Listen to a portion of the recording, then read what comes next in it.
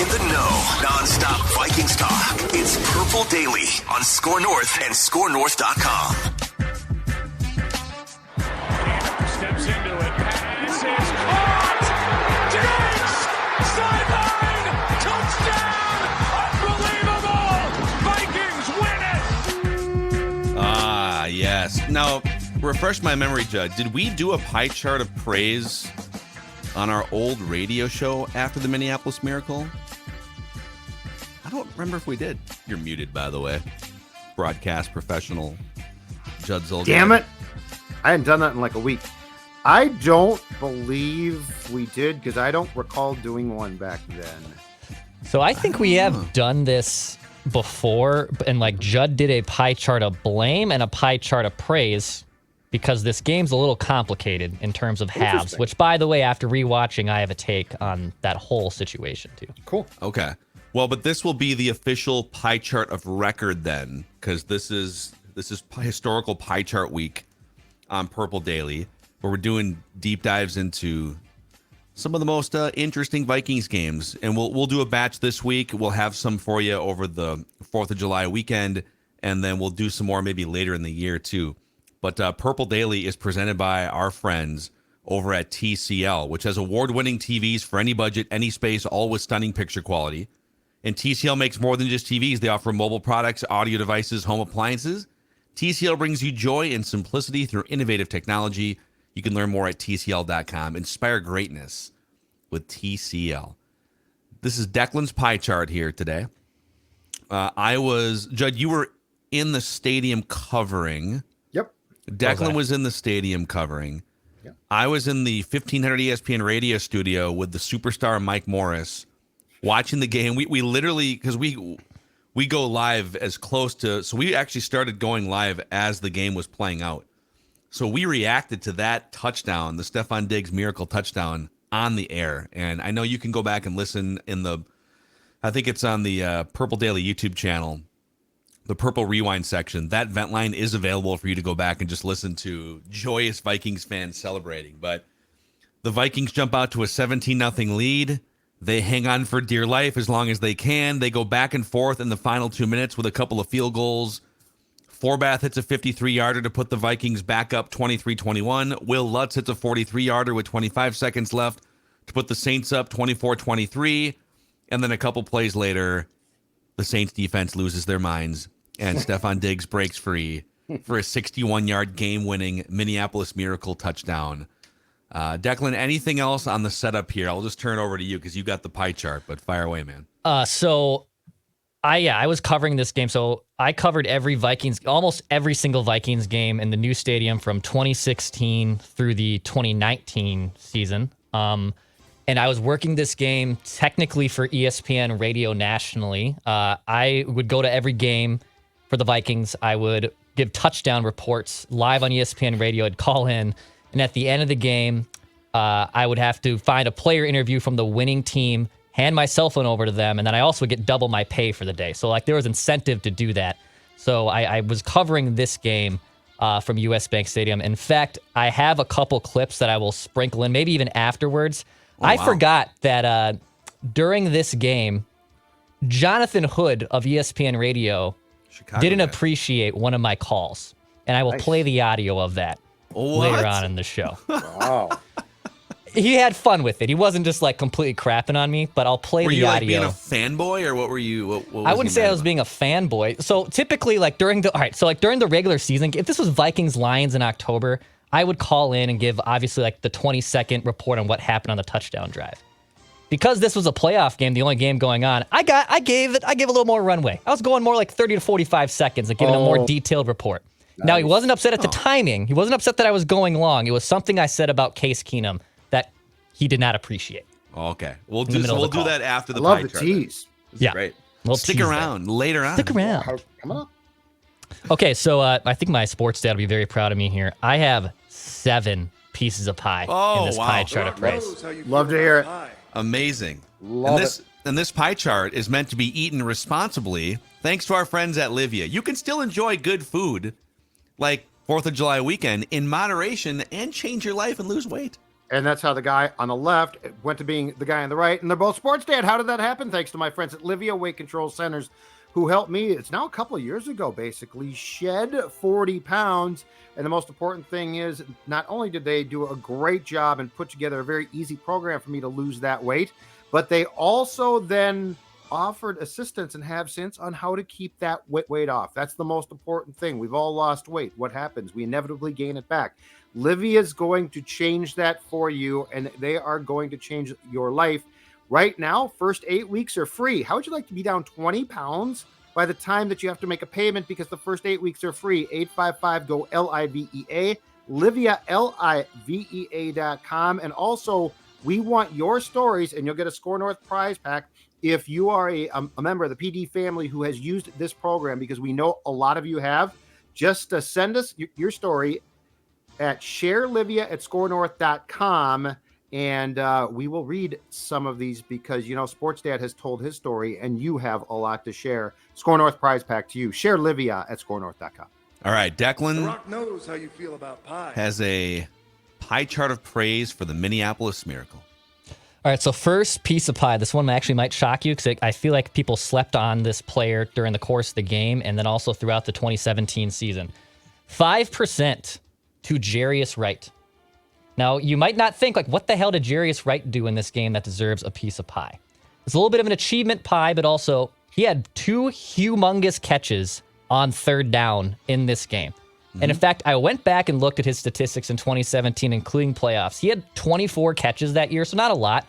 18 of them were first downs. Yeah. He was the reliable, safe option on a 3rd and short. If Diggs and Thielen were covered, you didn't have Rudolph open. Somehow Jarius Wright just kind of magically creeped his way in there. He had 2 massive catches on third downs that kept Vikings drives alive. So 5% to Jarius Wright. Yeah, a good, solid, reliable. Ran number good 3 routes. Mm-hmm. Sort of KJ Osborne a little bit before KJ Osborne. Oh, yeah. Just We should do good, a list solid of player. who are the most KJ Osborne receivers in Vikings history. Jerry's right. Jarius Wright, Yep. Matthew Hatchett. Not Right, quite as go good. back and watch Not quite as Matthew good. Hatchett. Yeah. All right, second piece of pie. We're going to go to the other sidelines here. It is Sean Payton for being a buffoon. So How much pie?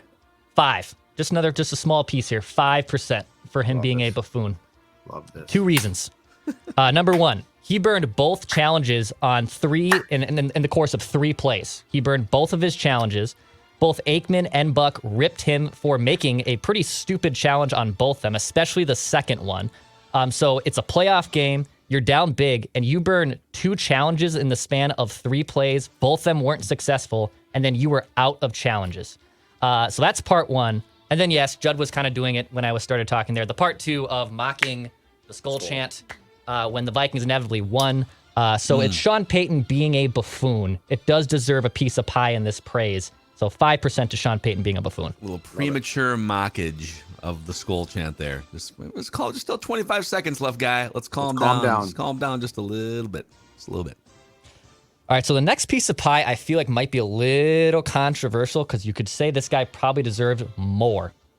But I'm only going to give 5% of this piece of pie to Kai Forbath, despite a massive field goal that at the time put the Vikings up, hopefully for good, but it obviously did not. So just 5%.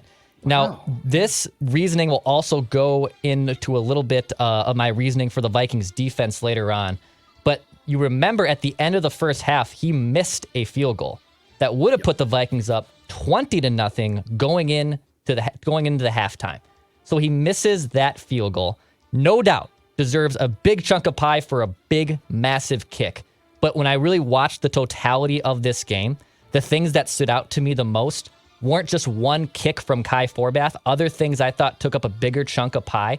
So I'm just only going to give 5% to the kicker, Kai Forbath. I do take issue with this because there was a minute 29 left in the game.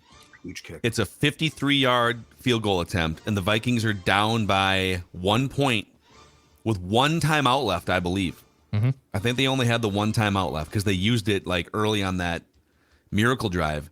Mm-hmm. If he doesn't make that field goal, the game is over. It's over because they can only stop the clock once, and so they call 1 timeout. The Saints take 2 knees, and the game is over. So 5% for a guy that kept the game alive with a minute and a half left from downtown, 53 yards. 5% disrespectful. Disrespectful to Kai Forbath. The Greg Joseph apologist surprises us. Yeah. No appreciation. I thought you loved appreciation kickers. for kickers. Well, I have kickers that don't have problems like Greg Joseph did last year. But Kai Forbath, there's a small chunk of pie here. It's your pie chart. It's my pie chart. Yeah, guy kept the game alive there. Yeah, But he did his He job. did. That was a huge Congratulations. kick. Yeah. I was shocked. He did it. Next chunk of pie. I forgot, honestly, how well the unit played here, and Aikman and Buck even mentioned this. 10% to the Vikings offensive line. Yeah. And this might shock you with Rashad Hill, who did have to start this game, I believe, out of necessity because of injuries. The Vikings offensive line used 8 different combinations in that 13-win season. But they were doing an incredible job. Obviously, a lot in the first half, parts of second half, too, to make running lanes open for Jerick McKinnon, Latavius Murray. Case Keenum, to be honest, was mostly a passenger in this game. And I know that sounds nuts considering the pass he was the quarterback for the Minneapolis Miracle. Case was just okay in this game. He was not great. I don't even know if I could call it good. I wouldn't fight you too hard if I guess you called it good. But the offensive line did a really good job at opening up lanes for the running game. When Case did have to move out of the pocket, he could do so. There was design bootlegs from Pat Shurmur throughout this game that gives trust to the offensive line. So the offensive line gets 10% of my chunk in this pie chart of praise. Was this the year that was it Nick Easton got hurt in the late season game at Lambeau against the Packers, like broke his leg, and Remmers got moved from right tackle to guard to left guard. Remmers played guard for the first time all season in this game, I'm pretty sure. First time in his career.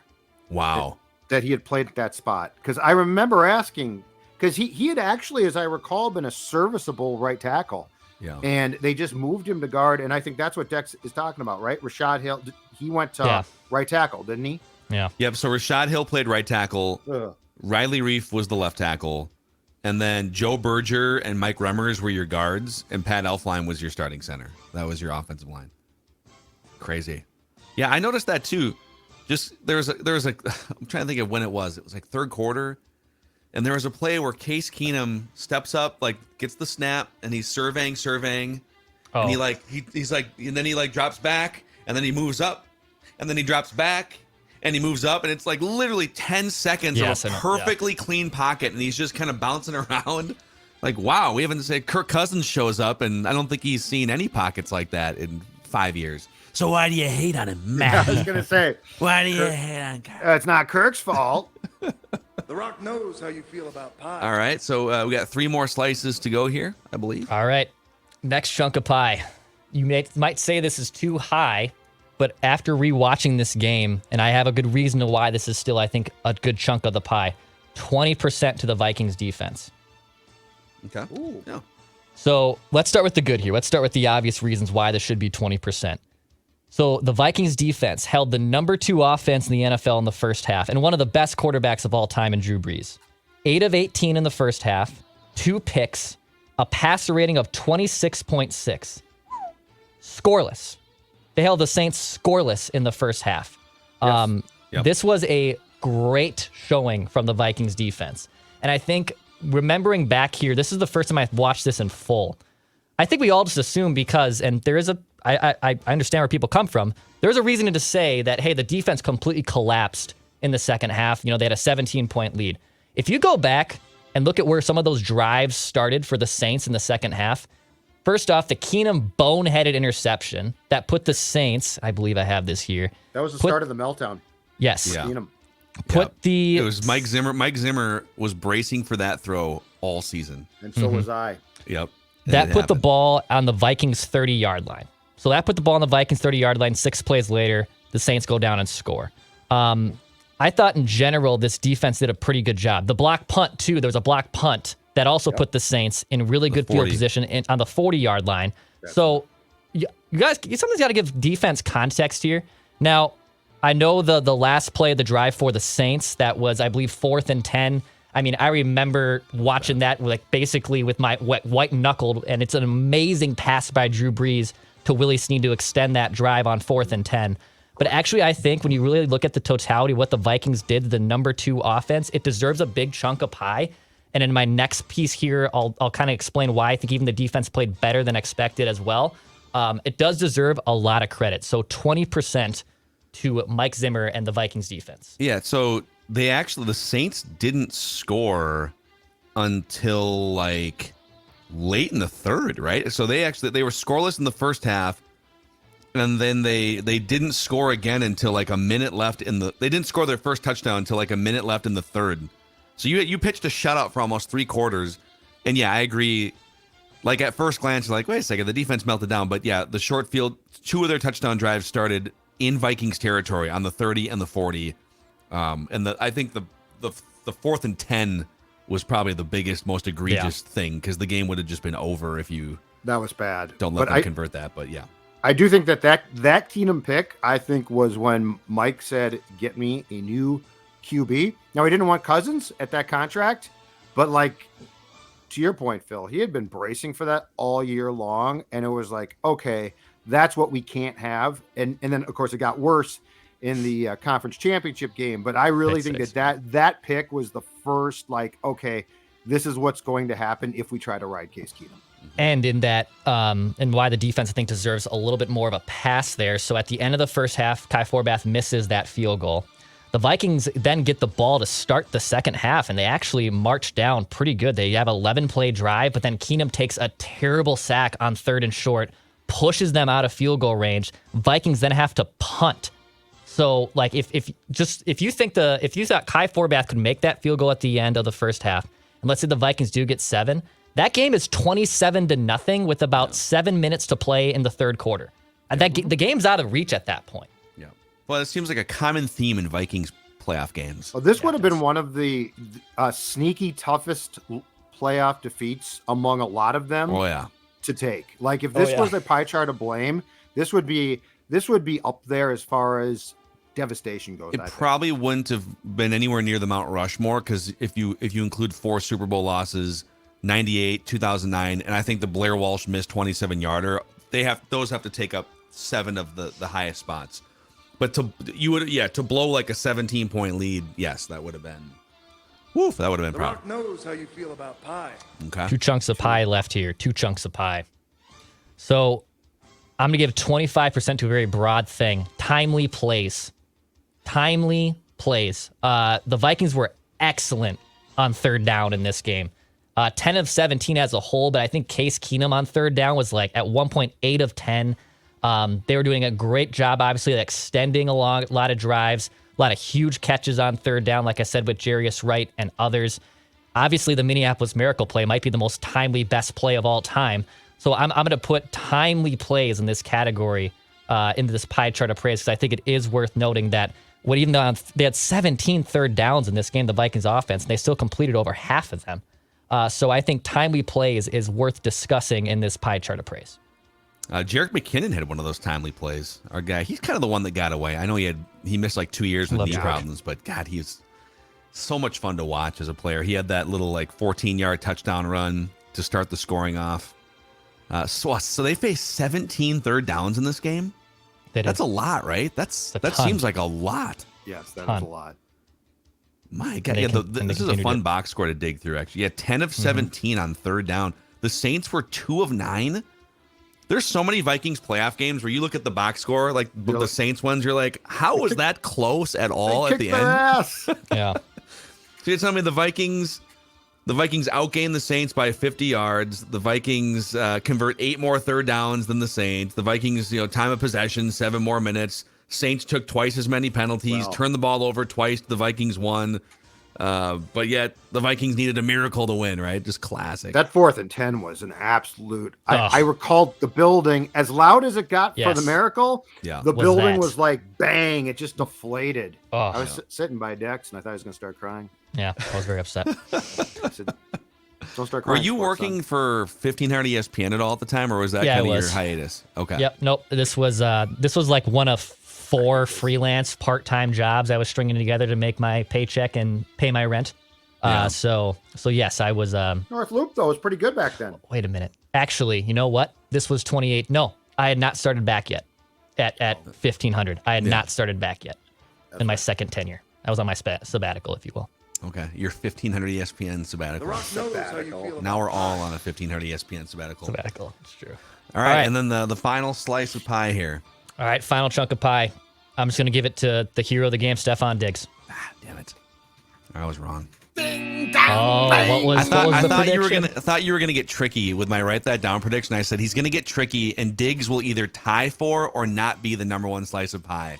But you played chalk here. You played it straight, so I was wrong. I was wondering. I thought maybe you'd go like a Keenum Diggs joint, Your kind of four-bath, thing. Or... your entire thing for Kai. I thought, oh my God, he's gonna give some smaller chunk to Stephon Diggs. That's why I start doing the math. Yeah, I'm like, it's got to be more than 5%, but he's gonna give a smaller chunk because you're like, this guy, you're gonna think I'm not going to give him enough, and I was like, it's gonna be Stephon Diggs. It's like the electoral college. You're doing the math to get to 270. You're like, oh God, no, he has now I got screwed the map himself right up. here. So yeah, 30% Stephon Diggs for obviously the greatest catch in Vikings history, in my opinion. One of the greatest NFL moments of all time, and a fierce competitor. Honestly, catches a pretty bad pass from Case Keenum, but I've kind of went back and forth on that exact thought. Because if it's high and he gets up there and the Saints defender does not go low, if that ball is just regularly placed, is that just a normal tackle and he's out of bounds? Like, what happens there? But if he gets, if he gets it, because I think what I was thinking, and I'll speak for myself, was catch a pass and get out of bounds so that Kai Forbath can line up for a game-winning field goal. Yes. And now, if he had been tackled inbounds, I think the game ends, right? Because there was only 10 or 12 seconds left. It's done. So he had to either get out of bounds or score. And when he started running, and you couldn't really see on camera if there was anyone down the field, you're like, oh God, what are you doing? The clock's ticking down. But there was another option for him to just walk out of bounds and line up a 50 some odd yard field goal to win the game that way too. But there is that, I believe, great shot of Greg Coleman pointing, as Diggs is literally coming, looking oh my God, it's wide open. But yeah, 30% to Stephon Diggs. So 7 pieces of pie.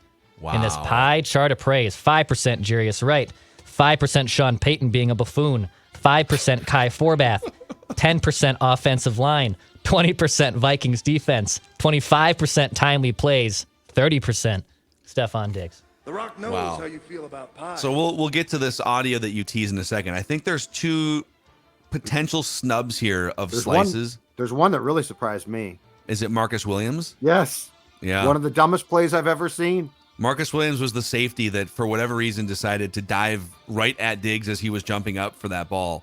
Yeah. Instead of just letting him catch it and guiding him to the ground, you could have shoved him out of bounds backwards. Clock keeps running. Game ends, right? That is legitimately you're right, one of the dumbest defensive plays. I might have given Marcus Williams, if this were from old Macadac's pie chart, I might have given Marcus Williams the biggest slice of pie here. Because it is just an unthinkably dumb play, but... and then Case Keenum didn't get any direct love here. He was kind of involved in the timely plays, kind of involved in the Diggs thing, but you kind of snubbed Case Keenum here.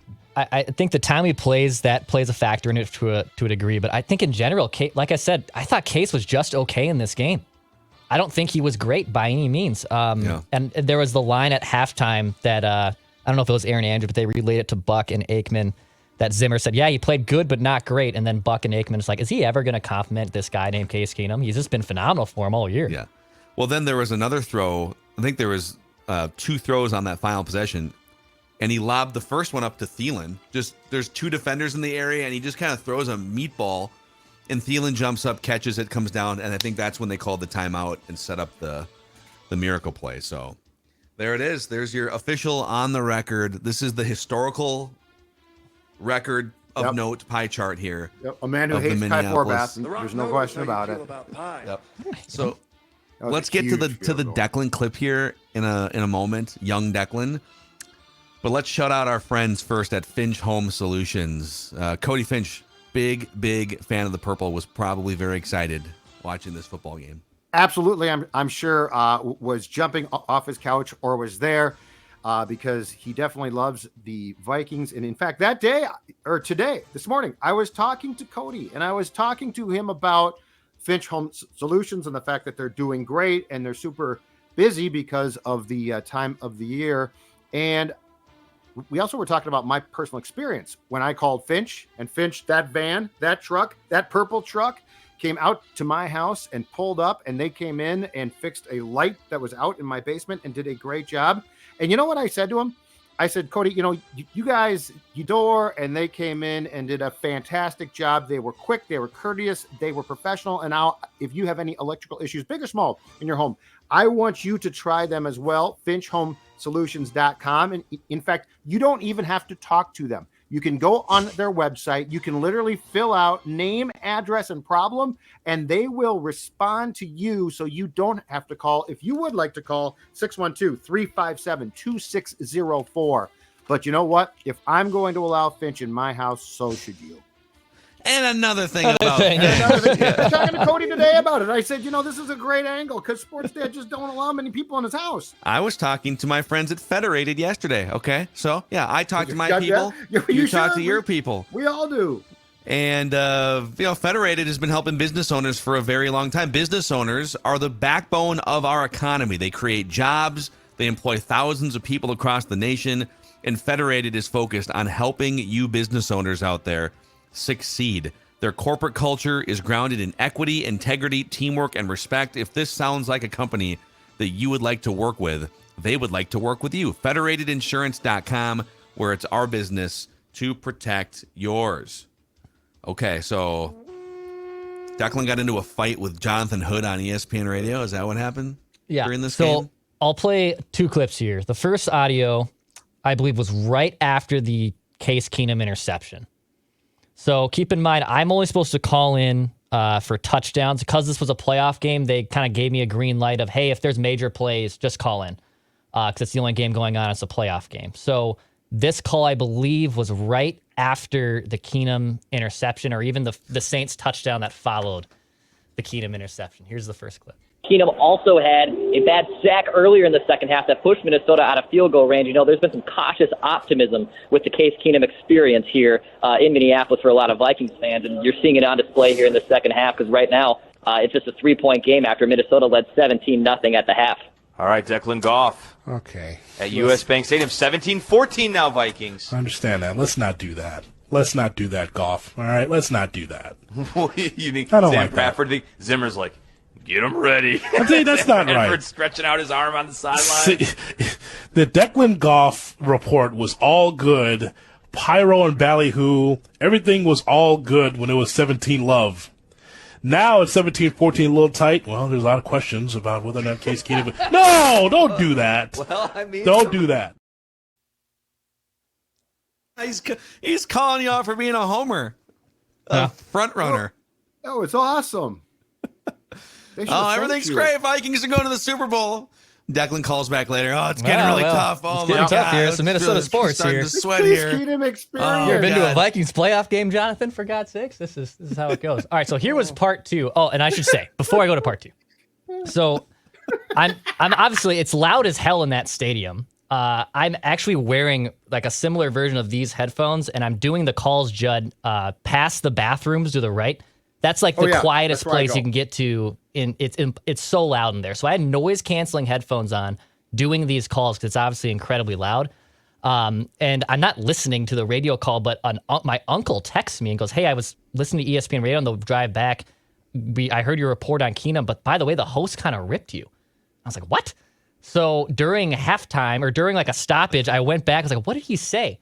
So I listened back to that. And then I responded with this on the next touchdown. Yeah, the Vikings get a field goal. They make it a 6-point lead, 20-14 here with about 10 minutes to go in the fourth quarter. They're lucky to get some points back there after the Saints offense kind of marched down in the second half and took things over. I'm sorry, Jonathan. You didn't agree with my Case Keenum take there. My apologies. But I'm telling you, man, in Minneapolis right now, there's people that love him and with Case, and there's people that have the cautious optimism and a little bit of diet Brett Favre take when you watch him play. Is he can make some questionable throws that just really make your head really make you scratch your head. Yeah. Well, there you go. There's his out cue. Thank you, my friend. All right, there we go. Well, there we go. 2014 now. Vikings are in front.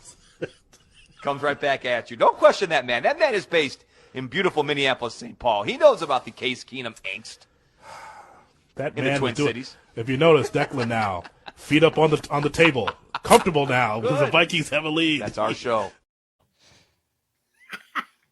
Clapping back. I think you got him, dude. I think I did. I think he got by Declan. That was awesome.